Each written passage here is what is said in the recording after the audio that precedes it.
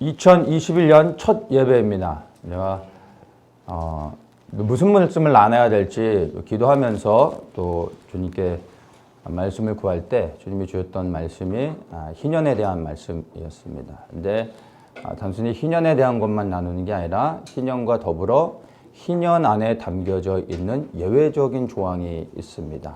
그래서 오늘 희년에서 피난처로라는 제목으로 말씀을 나누려고 하는데, 이 희년에 대한 것도 중요하지만 특별히 우리에게 더 중요한 것이 희년에 담겨져 있는, 숨겨져 있는 예외적인 조항인 것입니다. 이 말씀은 아마 여러분들이 한 번도 들어보지 못했을 겁니다. 그런데 이 그리스도의 재림의 시대를 살아가고 있는 우리들에게 희년보다 더 중요한 것이 바로 희년 안에 숨겨져 있는 이 예외적인 하나님의 비밀의 말씀입니다. 이 말씀을 통해 2021년을 살아갈 수 있는 그 말씀의 능력을 받는 시간들 되기를 원합니다.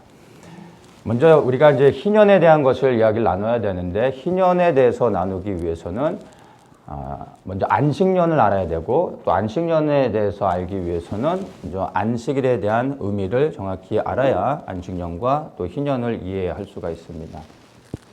안식일을 흔히 샤밧이라고 하죠. 그래서 6일을 일하고 7번째 날 쉬게 하는 겁니다. 모든 이스라엘의 절기 가운데 가장 기본이 되고 가장 중요한 건데, 이 안식일의 사이클이 사실은 인류 역사의 그 사이클이 다 포함되어 있는 겁니다. 인류의 역사가 7,000년이고, 근데 이 땅에서의 역사가 6,000년이고, 그리스도께서 이 땅에 오셔서 통치하시는 바로 그 천년 왕국이 7,000년 이 땅에서 이제 그리스도 안에서 안식하는 겁니다. 그리고 새하늘과 새 땅으로 들어가게 되는 거죠.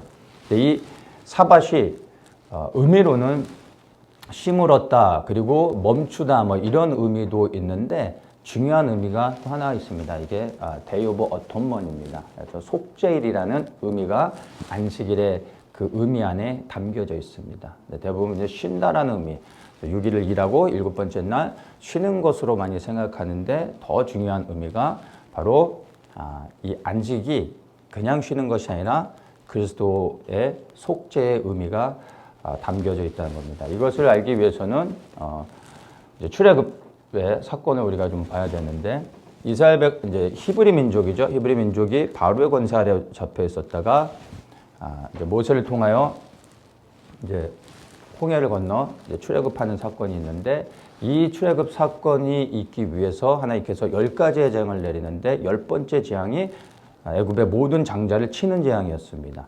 근데 이 장자를 치는 재앙은 애굽 땅에 있는 모든 가정에 임하는 거였습니다. 그래서 히브리 민족도 애굽 땅에 있었기 때문에 이 재앙이 임하는 거였고, 이 재앙을 피하기 위해서는 1년된 숫 양의 피를 문설주에 발라야 되는 겁니다. 바르고 그 집안에 머물러 있어야 죽음의 사자가 왔을 때 이미 그 문 앞에 문설주에 발라진 피를 통하여 이 집엔 이미 죽음이 임하였구나 라고 생각하고 죽음의 사자가 유월했다고 해서 그날을 유월절로 지키는 거죠. 그래서 그 이제 출애굽하는 날을 그 달을 이제 하나님께서 히브리 민족에게 새로운 칼렌더로 주시죠. 그리고 15일 날이 유월절이 되게 하시는데, 14일 유월절 전날에 어린 양 희생을 잡고, 그리고 피를 바르고 그 다음에 그 집안에 들어가 있게 되는 겁니다. 그리고 그 유월절을 그 집안에 머물면서 죽음의 사자가 넘어가게 되고, 그 집안에 머물러 있으므로 이제 그들이 안식을 하게 되는 거죠. 그래서 이제 어린 양의 그 보혈의 피를 통하여 그들이 보호를 받고 쉼을 얻게 되는 겁니다. 그 다음에 이제 출애굽하는 역사가 있었습니다. 그때가 이제 유월절이 되는 것이죠. 그리고 이제 우리가 또 십자가의 사건을 봐야 되는데, 예수님께서 십자가에 이제 못 박히시는 그 날이 안식일 전날이었습니다. 안식일 전날에 십자가에 못 박히시고 그날 이제 돌아가시죠. 그리고 속히 무덤에 장사됩니다. 왜냐하면 그 다음 날이 안식일이었을 뿐만 아니라 유월절이었습니다. 그래서 유월절 예비일에 예수님이 십자가에 달리시고 죽으셨습니다. 그리고 장사되시고 난 후에 이제 유대인들이 안식일을 지키는데 그 날이 절기로는 유월절과 맞물리는 달이었습니다. 그래서 예수님이 십자가에서 죽으시고 그리고 피 흘려서서 유월절 예비일에 어린 양의 희생이 되신 것이죠. 그리고 안식일에 무덤에 장사되고 나서 무덤에서 이제 안식하시고 그 다음 날 이제 예수님이 부활하시는 것을 이제 그 구약의 유월절의 그 시간표랑 연결해 보면 안식일과 유월절이 이렇게 딱 오버랩이 되는 겁니다. 그래서 유월절과 안식일에 공통점이 있는데 그 공통점이 다른 것이 아니라 희생, 어린 양의 희생이라는 것입니다. 구약의 유월절에 그 어린 양의 희생이 있었다면 신약 시대의 안식일에서 예수님의 희생이 있었던 것이죠. 그 희생을 통하여 우리가 죄사함을 받았던 것입니다.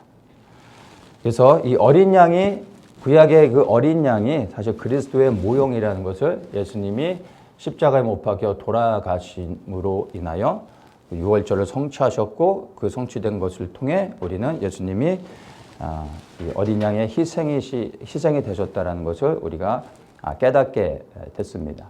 그래서 안식일을 생각할 때 우리는 유월절과 연결해서 우리는 그 절기의 의미들을 봐야 되는데, 그래서 안식일은 단순히 그냥 6일을 일하고 그 다음 날 쉬는, 그리고 편히 노는 그런 날이 아닙니다. 그래서 이 안식은 어디에서 해야 되는 거냐면 그리스도 안에서 쉼을 얻는 것인데, 단순히 쉼을 얻는 것이 아니라 정말 그 유월절과 안식일이 오버랩되어져서 어떻게 성취되어져 있는지를 생각할 때 우리가 그리스도 안에서 안식한다는 것은 그분의 희생을 통하여 우리가 죄사함을 받았다는 것이죠.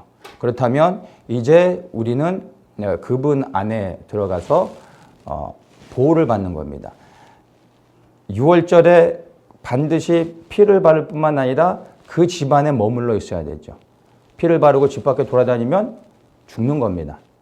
반드시 집안에 머물러야 됩니다. 안식일도 쉼을 얻고 아무것도 하지 않는다는 것은 그리스도 안에서 안식한다는 의미죠. 그래서 우리가 모여서 이제 예배를 드리는데 뭐 토요일이냐 일요일이냐 뭐 이게 중요한 게 아니라 우리가 주일날 예배를 드릴 때 우리가 그리스도 안에서 안식하는 겁니다.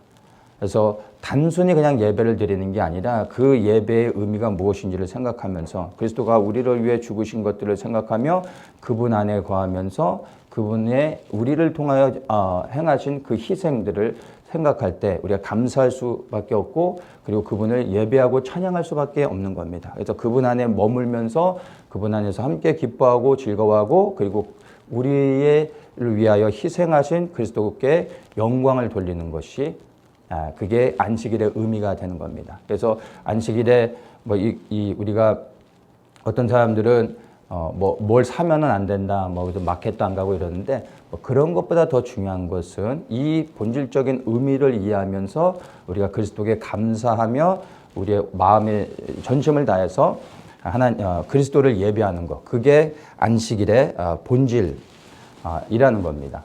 자, 이러한 안식일에 대한 의미를 우리가 분명하게 이해하고, 그리고 이제 예배 가운데 하나님께 드리면서 나아가는 겁니다. 이 안식일이 베이스가 되어져서 그 다음에 이제 안식일의 확장판이 안식년이 되어지는 겁니다. 안식일은 6일 사이클, 7일의 사이클로 해서 6일 쉬고 7번째 날 하루를 쉬는 것이지만, 안식년은 특별히 다른 의미가 아닙니다. 7년의 사이클로 가는 겁니다. 그래서 6년을 일을 하고 7년째 한 해를 안식년으로 해서 쉼을 얻게 되는 겁니다. 그때는 우리가 쉰다라는 개념보다 땅이 쉼을 얻는 시간이 되는 겁니다. 그래서 땅을 쉬게 해주는데 1년 동안 땅에 파종하지 않는 겁니다. 농사를 짓지 않는 겁니다.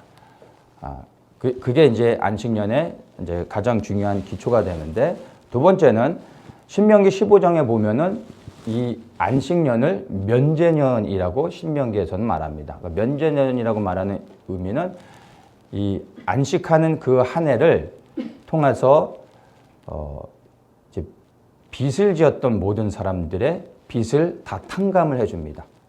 동족들에게 빚을 졌는데 그 빚이 얼마이든 간에 7번째 해 안식년이 되어지면 그 빚을 모두 탕감해 주는 게 하나님의 명령이었습니다. 그리고 또 한 가지가 빚을 졌을 뿐만 아니라 자기 자신을 다른 사람에게 이제 종으로 팔려간 사람, 여러 가지 상황 가운데서 부득이하게 자기를 팔아서 다른 사람의 종이 될 수밖에 없었던 사람들. 그러나 6년이 지나도록 그 빚을 갚지 못해서 여전히 동족의 종으로 살아갈 수밖에 없었던 사람들. 7년째 안식년이 돌아오면 이 사람들이 자유를 얻게 됩니다. 이방인들은 계속 자기의 소유로 그 종으로서 이게 계속 데리고 살 수가 있었지만은 동족인 히브리 동족 유대인들 안에서는 반드시 안식년에는 종이 되었던 사람, 동족의 종이 되었던 사람들을 자유인으로 풀어줘야만 되는 겁니다. 그래서 가장 중요한 안식년에서의 그 율법적으로 하나님 명하신 것이 빚을 탕감해 주는 것이고, 그 다음에 종이 되었던 사람을 자유인의 신분으로 넘겨주는 것이었습니다. 이렇게 하는 이유에 대해서 신명기 15장 15절에서 이렇게 설명합니다. 너는 애굽 땅에서 종 되었던 것과 내 하나님 여호와께서 너를 속하셨음을 기억하라. 그를 인하여 내가 오늘날 이같이 내게 명하노라. 하나님 여호와께서 너를 속하였다라고 말하고 있죠. 이 속하였다라는 말의 의미는 그분이 구원해 내셨을 뿐만 아니라 그분에게 구속되어졌다. 그분에게 이제 바로의 종에서 이제 하나님의 종이 되어졌다라는 것을 의미하는 겁니다. 우리가 그리스도를 인하여 자유를 얻게 되어졌는데 그 자유는 우리 마음대로 하는 자유가 아니라 그리스도를 섬길 수 있는, 그리스도를 통하여 하나님을 섬길 수 있는 자유를 얻게 된 것입니다. 그래서 우리 마음대로 살 수 있다는 것이 아니라 이 자유는 그리스도께 순종하며 살아가는 그 범주 내에서 우리가 자유를 얻었다라는 것을 생각할 수 있는 것입니다. 그래서 우리가 정말로 그리스도가 우리의 구원자이심을 믿고 고백한다면 또한 그분이 우리의 주인이 되셨고 우리는 그분께 순종하며 살아야 된다는 것이 복음에서 우리에게 명령하고 있다는 것을 우리는 반드시 기억해야 됩니다. 그래서 나는 구원자다, 나는 구원받았다 라고만 주장하고 그것을 기뻐하며 그 다음부터는 내 마음대로 살 수 있는 게 아니라 복음을 바로 깨달은 사람이라면 나를 구원하신 예수 그리스도께 이제는 내 생명이 그분 안에 있고 이제 나는 그분의 뜻에 순종하며 내 남은 삶을, 이 땅에서의 삶을 주님 앞에 드려야 된다는 것을 우리는 반드시 기억을 해야 되는 것입니다. 자, 이제 이것이 안식년의 이제 의미가 되는 겁니다. 이제 우리가 이제 안식년을 지나서 이제 희년을 봐야 되는데, 희년은 7번의 안식년을 돌아 49년이 됐을 때 50년째 되는 그 다음 해를 1년을 쉼을 얻게 해주는 겁니다. 그러니까 어떻게 보면 안식년이 2번 연속으로 있게 되는 거죠. 그래서 50년의 사이클로 가장 큰 절기로 돌아가는 게 희년이 되는 겁니다. 그러니까 7년이 한 사이클이 안식년의 한 사이클이 되어져서 7번 돌아가는 겁니다. 49년이 되어졌을 때 49년이 안식년이 되는 거죠. 근데 50년째 되는 그 다음 해를 희년으로 한 번 더 쉬게 되는 겁니다. 그래서 50년의 사이클로 돌아가게 되는 게 이제 희년입니다. 이 희년은 우리 흔히 이제 주빌리라고 하는데, 주빌리는 이제 뭐 축제라는 의미를 갖고 있죠. 기뻐하고 즐거워하는 날입니다. 근데 히브리어에서는 이 주빌리를 요벨이라고 하는데, 요벨은 숫 양의 뿔을 의미합니다. 그래서 이 희년은 속죄일에 나팔이 불려지면서 시작이 되어집니다. 그런데 이때 부는 나팔이 숫양의 뿔, 양각 나팔로 부는 겁니다. 근데 또 다른 의미가 사운드 오브 트럼펫이라는 이제 의미를 갖고 있는데, 이것은 자유를 선포하는 나팔이라는 의미로 생각하면 됩니다. 왜냐하면 이 희년은 완전한 자유를 선포하는 그러한 이제 구원의 메시지를 소리 자체가 구원의 메시지를 담고 있는 겁니다. 그러니까 연속으로 해서 2번을 쉬게 되죠. 그러면 이제 사실은 문제가 뭐냐면 쉬는 건 좋은데 이거 하루도 아니고 이제 2년을 연속으로 쉬잖아요. 그러면 이제 2년을 연속으로 쉬었을 때 쉬는 건 좋은데 이제 누가 먹여 살리냐는 거죠. 그래서 하나님께서 사실은 약속을 해주셨어요. 안식년에 쉼을 얻을게 쉬라고 하시고 1년을 쉬라고 하시면서 6번째 해에 2년치의 수확을 걷게 해줄 거라고 약속하십니다. 그래서 이 2년치의 수확을 통해 7번째 안식년에 생활을 할 수 있게 하고 그 안식년이 지나 새로운 사이클로 들어갈 때 그때 다시 파종을 하면서 한 해를 기다려서 수확을 해야 되죠. 그럼 그때도 먹을 게 없죠. 근데 2년치의 수확을 주시기 때문에 그 다음에도 먹을 수가 있는 겁니다. 근데 희년이 되어질 때는 48년째 되는 해, 안식년의 사이클로는 6년째죠. 48년에 그 수확 때 3년치의 수확을 주시겠다고 약속하십니다. 그러면 49년에 안식년에 이제 한 해의 수확을 얻게 되고 그 다음에 50년째 또 그 2번째 그 수확으로 생활하게 되고 50년이 지나 새로운 희년의 사이클로 들어갈 때 파종하며 새롭게 한 해를 기다리는 동안에 또 생활할 수 있는 식량을 주시는 겁니다. 그래서 희년이 오기 전에 그 48년째 그 수확은 3년치를 약속해 주셨습니다. 놀라운 약속인 거죠. 그런데 이스라엘 백성이 역사 속에서 단 한 번도 안식년과 희년의 사이클을 지켰다는 그러한 역사적 기록은 없습니다.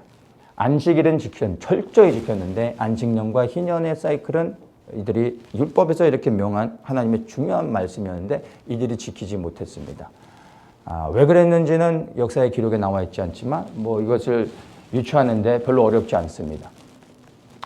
하루는 굶어도 버틸 수 있지만 1년을 버틴다는 건 사실은 1년이 아니라 2년을 버텨야 되는 거죠. 그게 그들에게 사실 믿음으로 결코 쉬운 결단은 아니었던 것 같습니다. 하나님께서 그렇게 약속해 주셨음에도 불구하고 이스라엘 백성들이 안식년과 희년을 한 번도 지킨 적이 없습니다. 그래서 역사 속에서 이들이 바벨론의 포로로 70년 동안 잡혀가면서 강제로 예루살렘이 황폐화되어졌죠. 그 70년의 시간이 하나님께서 이 안식년의 사이클을 지키라고 하신 명령에 불순종함으로 강제로 하나님께서 그 땅을 쉬게 하셨던 것으로 또 희년의 관점으로 보면 예루살렘의 그 황폐함이 그러한 이유 때문에 또 하나님께서 이스라엘 백성들을 하나님이 징계하셨다는 것으로도 우리가 생각할 수 있습니다. 우리에게도 사실은 결코 쉬운 문제가 아닌데 하나님께서 우리에게 명령하실 때 하나님은 모든 계획이 사실 있으십니다.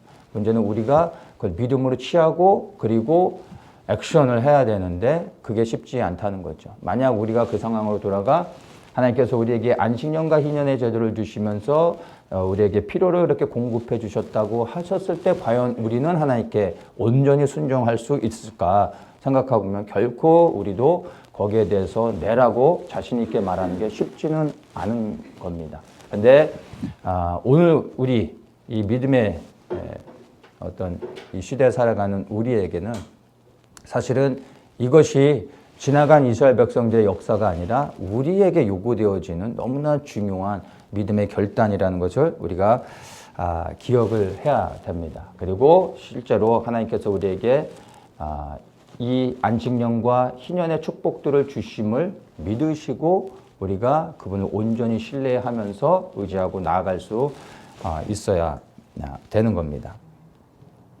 자, 안식년 때는 빛을 탕감해주고 그 다음에 종이 되었던 자를 자유인으로 풀어줬습니다. 그런데 희년이 되면 무엇이 다를까요? 이미 안식년에 모든 것을 다 자유케 해주셨죠. 근데 희년에 되었을 때 하나님께서 왜 희년을 지키게 하셨는지 안식년을 통하여 부족함이 없는데 왜 희년을 지키게 하셨는지를 봐야 됩니다. 근데 안식년에 이미 빛을 탕감해주고 종이 자유인이 신분을 될 수 있도록 해주셨는데 희년 때 한 가지 더 추가되어지는 게 있습니다. 이 안식년 때 이미 다 해줬죠. 근데 이 희년 때는 땅을 회복하게 해주십니다. 이스라엘 백성들이 가나안 땅에 들어갔을 때 하나님께서 모든 지파 그리고 그 지파 안에 속한 모든 가정들에게 골고루 땅을 다 나눠줬습니다. 그런데 그들이 이제 그 땅에서 삶을 시작할 때 인간사라는 게 살아가다 보면 여러 가지 일들을 겪죠. 돈을 많이 버는 사람이 있고 실패하고 어려움을 겪는 사람들이 살다 보면 다 있게 됩니다. 그래서 하나님이 공평하게 모든 사람들에게 똑같이 나눠주었음에도 불구하고 어떤 사람은 하나님이 주신 땅을 잃어버릴 수밖에 없었던 사람들이 있었던 겁니다. 빚을 얻고 또 종으로 팔려가기도 했지만 급기야는 최악의 상황 가운데 자기의 기업으로 주신 땅까지 잃어버리게 된 가슴 아픈 사연을 가진 사람들이 많이 있었던 겁니다. 그런데 이러한 사람들에게 희년이 되어졌을 때 땅을 되돌려주는 하나님의 명령이 있었던 겁니다. 그러니까 안식년 때는 땅을 잃어버렸어도요, 땅은 회복하지 못합니다.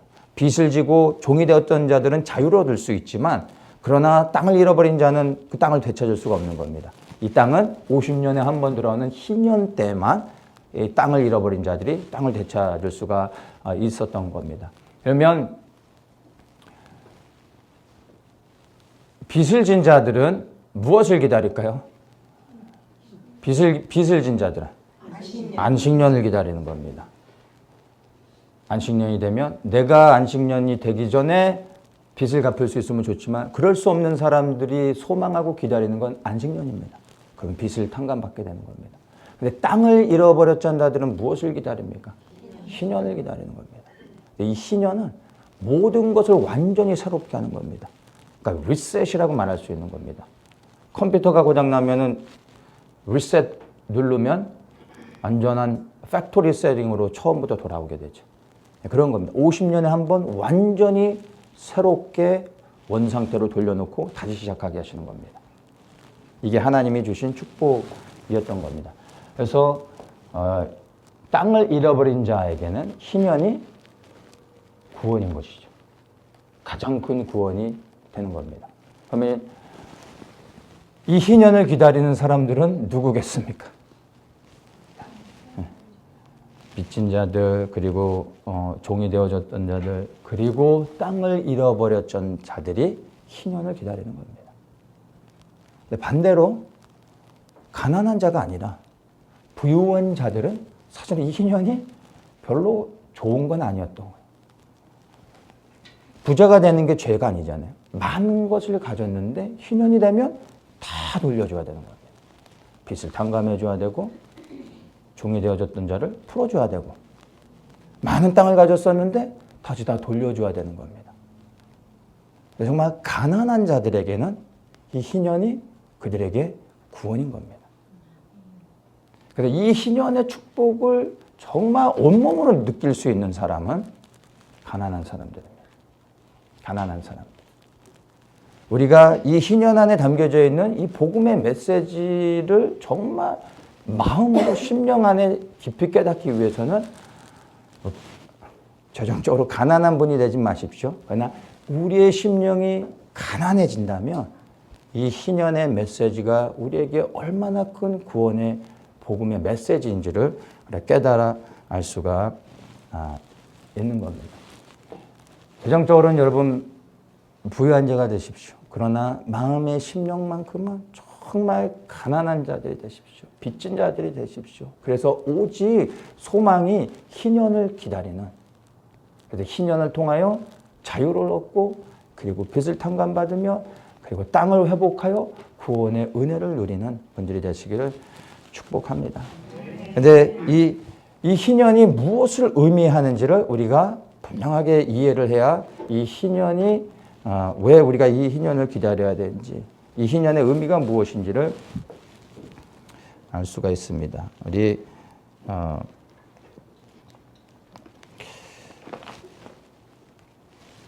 누가복음 4장에 보면 구약에서의 희년의 의미는 우리가 이제 알았는데 신약에서의 희년의 의미를 우리에게 설명해 줍니다. 예수님께서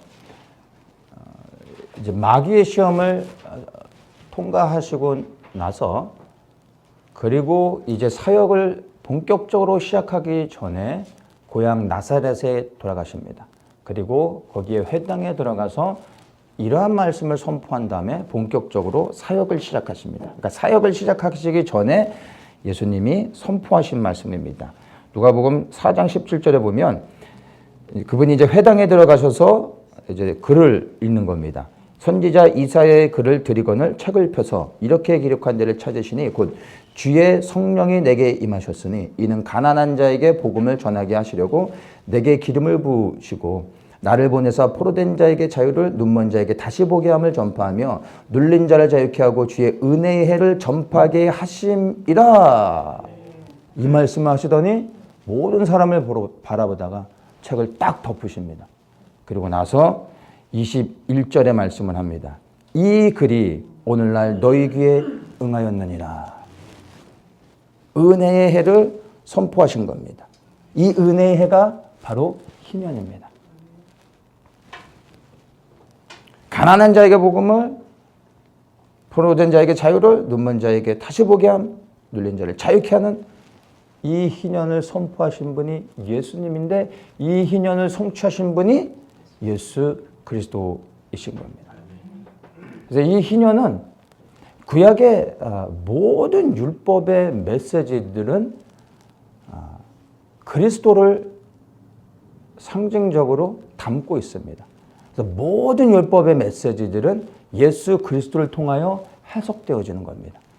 그래서 모든 그 절기들도 그리스도를 통하여 성취되어지는데 이 희년을 성취하시는 분도 예수 그리스도라는 것을 우리가 볼 수가 있는 겁니다. 그래서 우리가 50년에 한 번 율법적 절기로 지키는 이 희년을 기다리는 자들이 되면 안 되고 이 희년을 육신을 입고 이 땅에 오셔서 그 삶으로 그리고 생명을 드림으로 희년을 성취하신 예수 그리스도를 우리가 붙잡아야 되는 겁니다.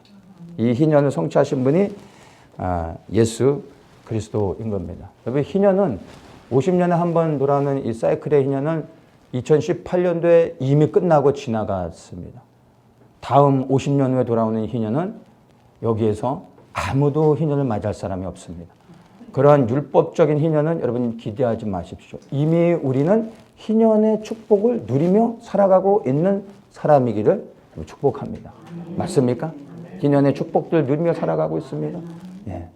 이미 희년은 우리 안에 이루어졌습니다. 그리고 우리는 이 희년의 축복들을 선포하며 그 진정으로 그리스도 안에서 이 희년을 누리면서 살아가고 있어야 됩니다. 진정으로 나는 그러면 이 희년의 축복들을 정말로 누리며 살아가고 있는지 여러분 자신을 보아야 됩니다. 정말 진리 안에서 자유하신지, 모든 묶임에서 포로된 것에서 자유하고 있는지, 그래서 정말로 그 자유함 가운데서 예수 그리스도를 섬기고 있는지 여러분 보셔야 되는 겁니다.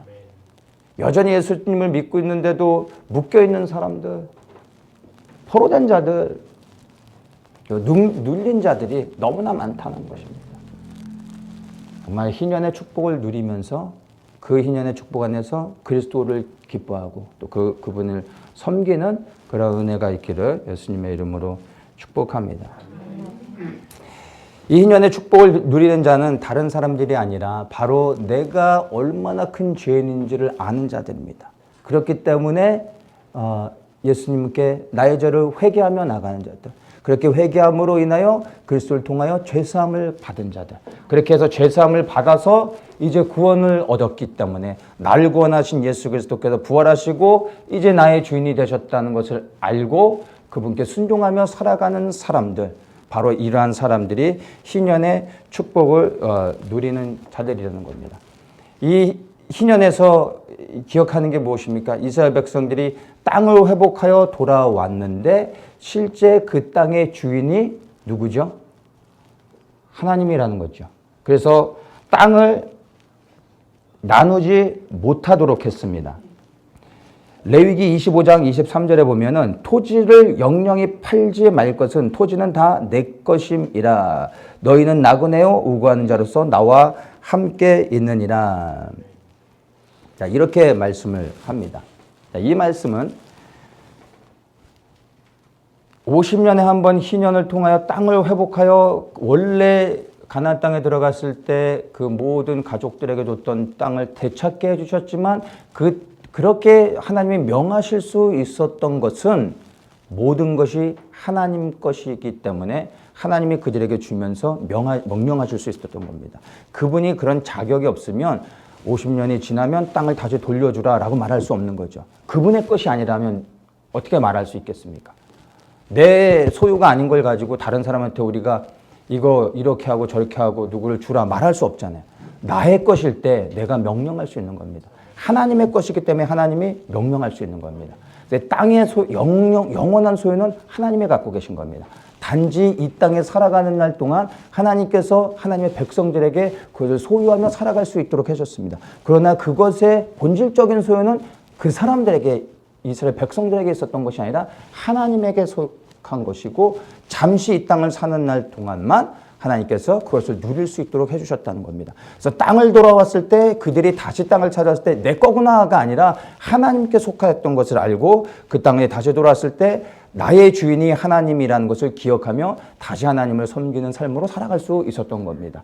마찬가지로 우리도 희년의 축복을 누리고 있다면 우리에게 이 희년의 구원의 복음을 허락하여 주신 분이 누굽니까? 예수 그리스도잖아요. 그럼 그분을 통하여 우리가 희년의 축복을 누린다면 우리는 우리의 주인이 그리스도임을 마땅히 알고 그리스도께 순종하는 삶을 살아가는 겁니다. 정말 희년의 축복을 누리고 있다면 여러분이 다시 한번 삶을 돌아보셔야 됩니다. 나의 주인이신 그리스도께 순종하며 살아가고 있는지, 진리와 자유만을 선포하지 마시고, 그리고 이 희년의 축복을 누리는 자에게 요구되어지고 있는 그 주인이 누구신지를 반드시 기억하고 순종하며 살아가야 되는 겁니다. 특별히 그리스도의 재림이 임박해진 이 시대를 살아가는 우리들에게 있어서 이 희년의 축복을 누리는 건 너무나 중요한 겁니다. 이 희년의 축복을 베이스로 해서 그 다음에 우리가 한 단계 더 나아갈 수 있어야 됩니다. 그것이 바로 오늘 이제 제가 중요하게 나누려고 하는 말씀입니다. 희년의 예외적인 조항. 이것은 이미 희년의 축복을 누리고 있는 사람들에게 해당이 되어지는 겁니다. 희년의 축복을 누리지 않고 있는 사람들에게는 해당이 되지 않습니다. 아까 말씀드렸지만 가난하고 빚진 자들, 땅을 잃어버린 자들에게는 희년이 구원입니다. 그러나 희년의 축복을 누리고 있는 자들에게 희년은 더 이상 의미가 없는 겁니다. 희년 자체가 너무나 큰 구원이지만 이미 우리는 희년의 축복을 누리고 있잖아요. 그러면 이제 우리가 붙잡아야 될 것, 2021년 새롭게 한 해를 시작하면서 우리가 붙잡아야 될 것이 바로 이 희년에 담겨져 있는, 숨겨져 있는 예외적인 조항이라는 것입니다. 희년이 되면 땅을 원래의 주인에게 돌려줘야 되는데 돌려주지 않아도 되는 한 가지 예외적인 조항이 오늘 우리가 읽은 이 본문 안에 담겨져 있습니다. 레위기 25장 29절부터 제가 다시 읽겠습니다.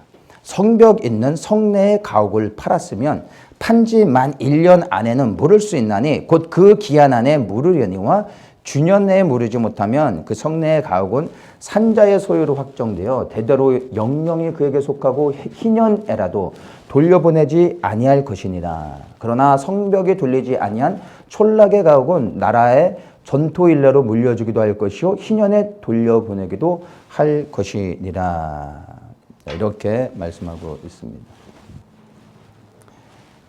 희년이 되면 땅을 반드시 돌려줘야 되는데 돌려주지 않아도 되는 조건, 예외적인 조건, 이것이 무엇이냐면 바로 성 안에 집을 샀을 때입니다. 그러니까 이제 성을 우리가 알죠? 이 벽이 이렇게 쌓여 있고 성곽을 두르고 그 안에 집들이 있으면서 살아가죠. 그리고 성 안에 사는 사람들이 있고 성 밖에 산 사람들이 있습니다. 근데 성 바깥에 땅을 산 사람들은 반드시 희년이 되면 돌려줘야 됩니다. 근데 성 안에는 땅을 살 수 없습니다. 성 자체를 누가 사고 팔 수 있는 게 아닙니다. 그래서 성 안에는 살 수 있는 것은 성 안의 집입니다. 근데 이 성 안의 이 경계, 울타리 안에는 집을 샀을 때 1년 안에 그 집을 판 사람이 1년 안에 돈을 다시 주고서 그 집을 되찾으면 찾을 수 있습니다. 그러나 1년이 지나면 그 이후에는 돈을 갖고 와도 산 사람이 팔지 않아도 되는 겁니다. 1년 안에는 모를 수 있지만 1년이 지나면 그 성 안의 집을 산 사람의 영원한 소유가 되는 겁니다. 그래서 여기 보면은 그 30절에 그 성내 가옥은 산자의 주년 내에 무르지 못하면 그 성내 가옥은 산자의 소유로 확정되어 대대로 영영이 그에게 속한다. 희년내라도 돌려보내지 않아. 영원토록 이 사람의 소유가 되는 것입니다. 빼앗기지 않게 된다는 것입니다. 희년의 축복을 누리며 살아가고 있는 사람들에게 요구되어지는 것. 다른 것이 아니라 빼앗기지 않는 집을 소유해야 된다는 것입니다. 그 비결은 다른 것이 아니라 여기저기 많이 사두는 게 아니라 성 안에 집을 사야 된다는 겁니다.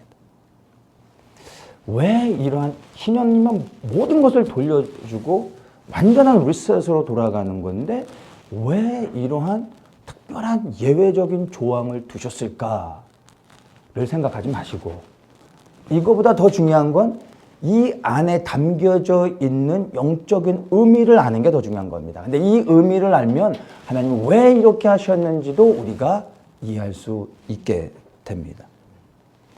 이 성에 대한 의미를 우리가 좀 정확히 먼저는 이해를 해야 되는데 시편 46편 1절에서 7절을 보면 이 성에 대한 의미를 우리가 정확히 이해할 수 있도록 해주십니다. 하나님은 우리의 피난처시오 힘이시니 환난 중에 만날 큰 도움이시라. 그러므로 땅이 변하든지 산이 흔들려 바다 가운데 빠지든지 바닷물이 흉용하고 뛰놀든지 그것이 넘침으로 산이 요동할지라도 우리는 두려워 아니하리로다. 한 시내가 있어 나뉘어 흘리고 하나님의 성 곧 지극히 높으신 자의 장막의 성소를 기쁘게 하도다. 하나님이 그 성 중에 거하심에 성이 요동치 아니할 것이라.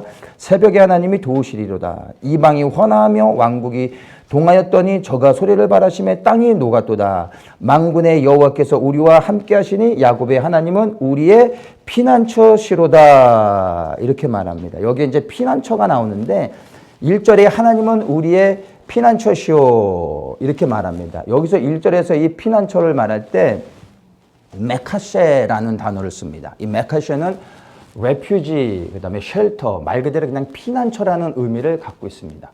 하나님은 우리의 피난처이십니다. 말 그대로 우리의 피난처입니다. 그런데 이 7절에서 하나님은 우리의 피난처이십니다 라고 여기서 피난처라고 말하고 있는데 이 여기에서 7절에서 사용한 이 피난처는 미스가브라는 단어를 씁니다. 다른 단어입니다. 미스가브라는 단어는 스트롱홀드라는 뜻입니다. 즉 산성이라는 의미를 갖고 있는 겁니다. 그러니까 1절에서 피난처라고 말하시면서 우리의 하나님은 우리의 피난처시오. 7절에서 또 하나님은 우리의 피난처라고 말씀하시는데 첫 번째 피난처는 말 그대로 피난처인데 7절에서 말하는 피난처는 하나님은 우리의 산성이라는 겁니다. 그러니까 즉 하나님이 우리의 피난처시고 그 하나님이 우리의 산성이라는 겁니다. 그러니까 피난처가 곧 산성이 되는 겁니다.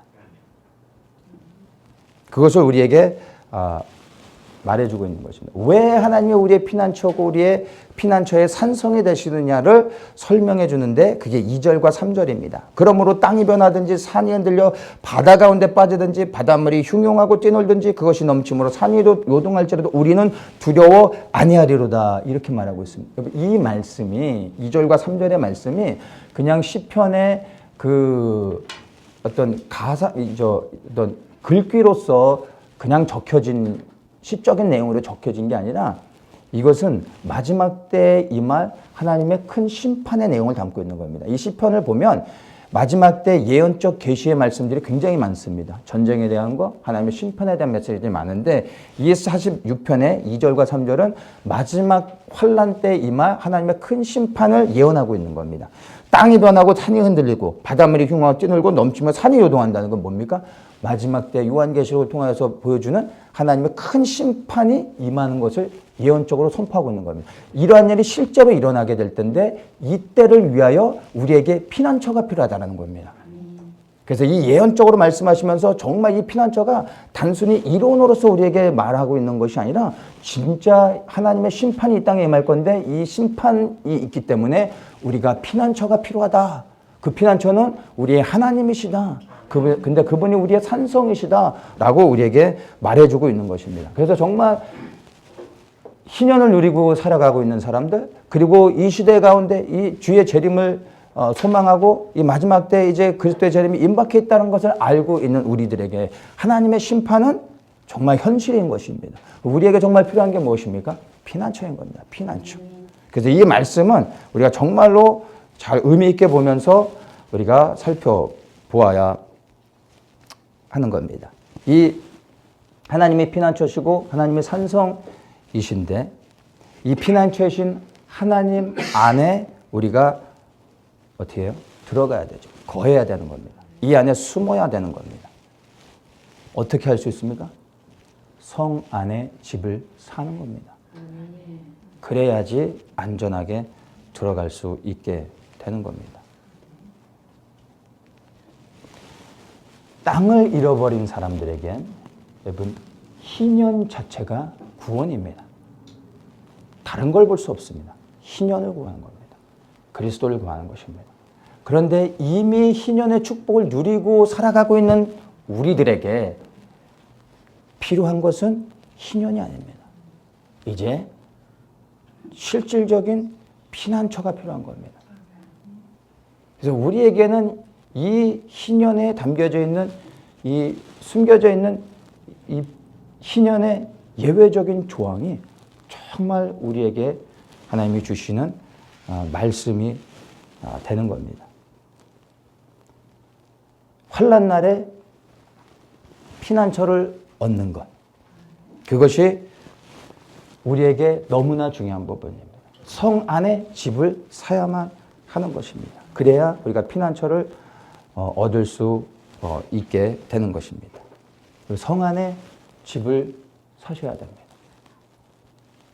빼앗기지 않는 피난처를 준비하셔야 됩니다.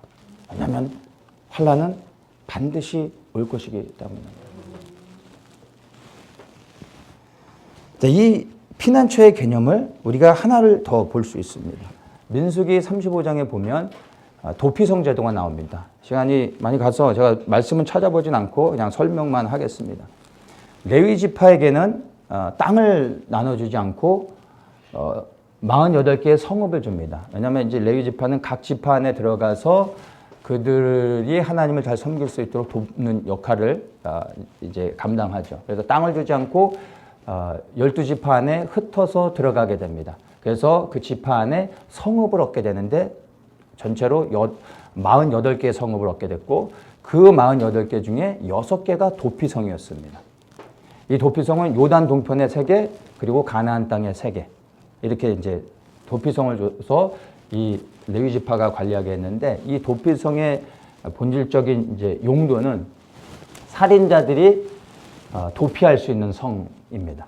그래서 도피성이라고 합니다. 근데 이 살인자들이 누구냐면 진짜 고의적으로 악한 의도로 사람을 살해야 하는 자들이 아니라 그 사람들은 이제 잡혀서 이제 죽음을 당하는 거고 고의가 아니라 의도치 않고 사고로 그리고 실수로 사람을 죽인 사람들.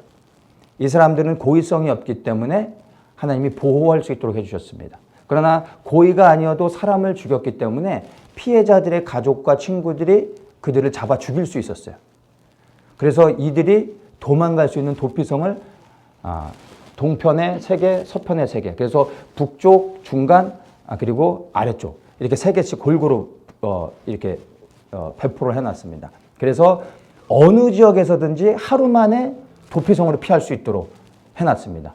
왜냐하면 도피성이 너무 멀어서 도망가다 지쳐가지고 쫓아오는 사람들에게 잡혀 죽을까봐 하루길에 어디서든지 하루길에 도피성을 피할 수 있도록 하나님께서 이렇게 모든 걸 배려해서 도피성을 만들어 놨습니다. 이 도피성에 그렇게 해서 피하게 되면은 그 피해자 가족들이 와서 그 도피성 안에 들어가 그를 죽일 수 없습니다. 도피성이 그들을 보호해 줍니다.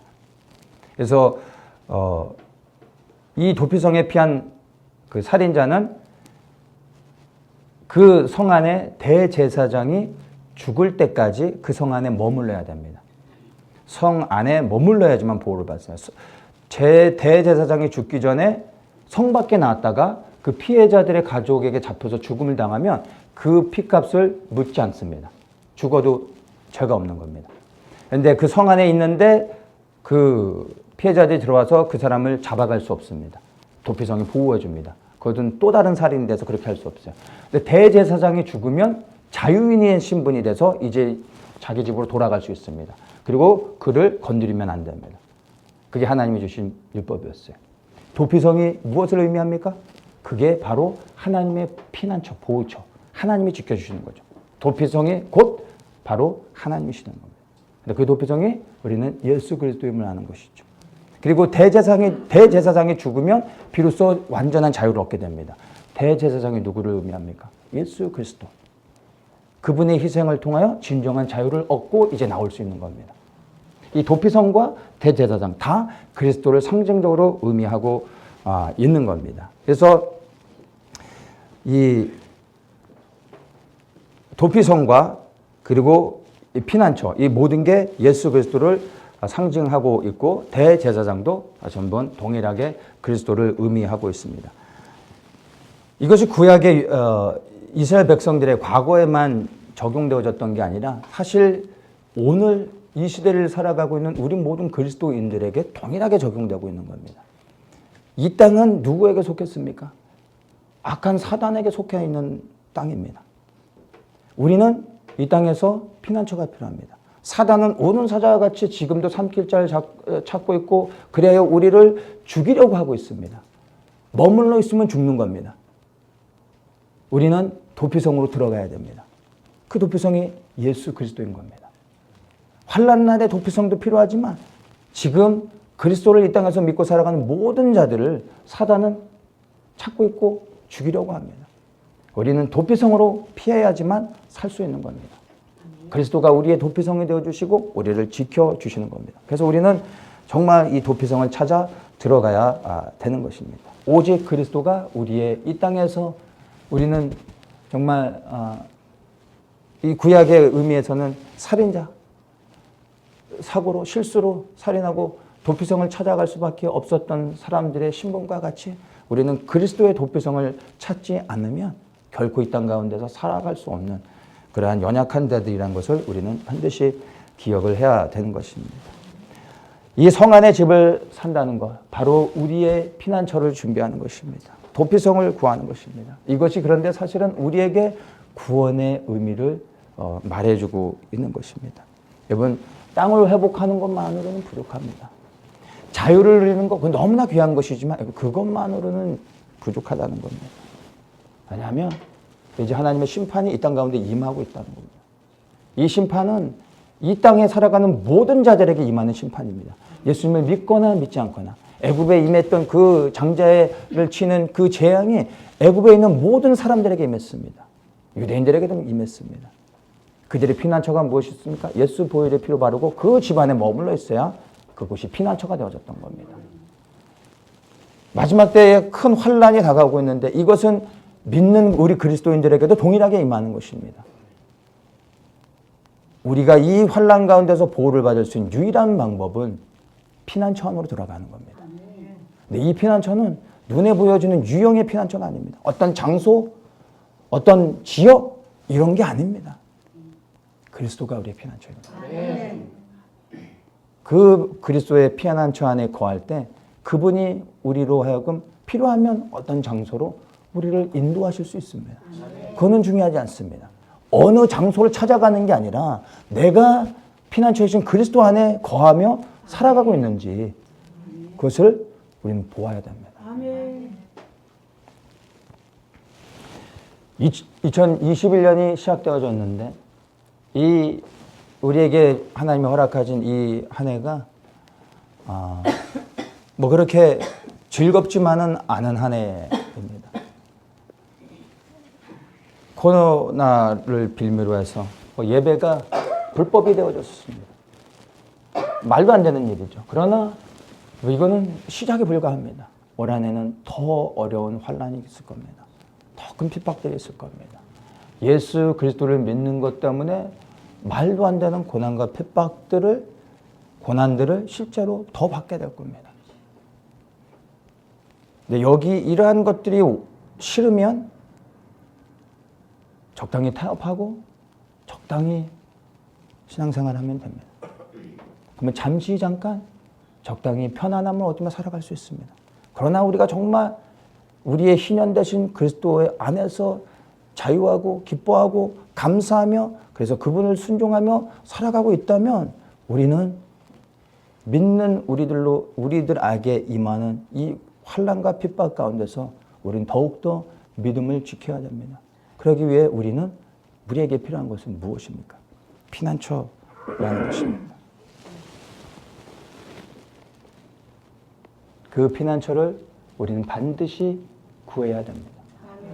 여러분이 우리가 이 땅 가운데서 찾고 붙잡고 얻으려고 하는 것들은 영원하지 않습니다. 그리고 그 모든 것을 다 놓고 가야 됩니다. 영원하지 않은 것을 위해 여러분 이제 시간을 투자하고 여러분의 재정을 투자하고 여러분의 에너지를 투자할 때가 아닙니다. 영원하여 변치 않고 그리고 우리를 지켜줄 그 피난처를 위해 우리의 모든 것을 투자해야 됩니다. 그것이 다른 것이 아니라 이 땅의 것은 결국엔 다 무너지는 겁니다.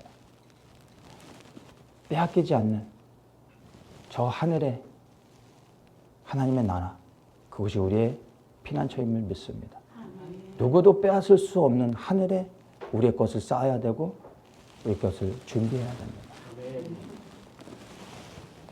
시편 49편 17절에 이렇게 말합니다. 저가 죽음에 가져가는 것이 없고 그 영광이 저를 따라 내려가지 못함이로다. 사람이 죽으면 모든 것을 놓고 가야 됩니다. 그가 이 땅에서 많은 것을 누리고 영광을 받았다 할지라도 그것을 가지고 갈 수 없다라는 것입니다. 그것이 이 땅에서 살아가는 우리들에게 적용되어지는 말씀입니다. 이 땅에서 하나님께서 우리가 살아가는 동안에 많은 축복들을 주실 수 있습니다. 많은 것을 누릴 수 있습니다. 그러나 여러분 그것이 다가 아니라는 겁니다. 영원하지 않다라는 겁니다. 근데 이것이 우리를 보호해 줄 수 있는 게 아니라는 겁니다. 결국엔 다 놓고 가야 된다는 것입니다. 희년이 되면 다 돌려줘야 된다는 것입니다. 그러나 빼앗기지 않는 유일한 한 가지가 성 안에 집을 사는 겁니다. 어떻게 성 안에 집을 살 수 있겠습니까? 다른 게 아닙니다. 아주 심플합니다. 돈으로 사는 게 아닙니다. 예수님을 사랑하십시오. 그리고 그분 말씀에 순종하십시오. 이제 그분을 위해 사는 것입니다. 내가 살기 위해 그분을 부인하고 버리는 것이 아니라 믿음을 지키기 위해 오히려 나의 생명을 드릴 수 있어야 되는 것입니다. 그게 이 마지막 시대를 살아가는 우리들에게 요구되는 것이고 그리스도께 순종하는 삶이 되어지는 것입니다. 점점 더 어려운 시기가 올 것이고 예수 그리스도를 믿는 우리들의 믿음은 이제 일반 교회에서조차 인정받지 못하는 환영받지 못하는 그러한 모습이 되어질 겁니다. 그러나 우리 가족 안에서도 교회 안에서도 환영받지 못하고 이 사회에서도 환영받지 못한다 할지라도 오직 예수 그리스도만이 우리의 구원자이시고 유일한 피난처시라는 걸 믿는다면 다른 길은 없는 겁니다. 그래서 이 마지막 때 그리스도를 쫓는 것이 좁은 길인 것입니다. 많은 사람들이 가는 길을 쫓아가지 마시고 정말 이제 희년의 축복을 누리는 우리들이 붙잡아야 될 것 그리고 사야 될 것은 성 안의 집입니다. 그리스도의 피난처를 구하셔야 되는 것입니다. 그리스도 안에 있는 영원한 피난처를 주님 오시기 전에 소유하시는 모든 분들 되시게 예수님의 이름으로 축복합니다. 주님, 우리의 희년이 되어주심을 인하여 감사합니다. 그리고 그리스도께서 우리를 위하여 희년이 되신 것, 그 희년이 되기 위하여 치르신 희생과 고난들 우리가 기억하게 하여 주시고, 이제 우리의 희년 되셔서 우리를 자유케 하신 주님께 감사하며, 이제 마땅히 우리의 삶이 우리의 희년 되신 그리스도를 위하여 드려지게 하여 주시옵소서. 그리고 더 나아가 이제 희년의 축복에서 머물지 않고 영원히 빼앗기지 않은 피난처, 그 그리스도 안에 들어갈 수 있도록 우리의 모든 것을 걸고 그 성을 안에 집을 사는 저희들 되게 하여 주시고, 우리를 그리스도의 피난처 안으로 인도하여 주시옵소서. 예수 그리스도의 이름으로 기도합니다. 아멘.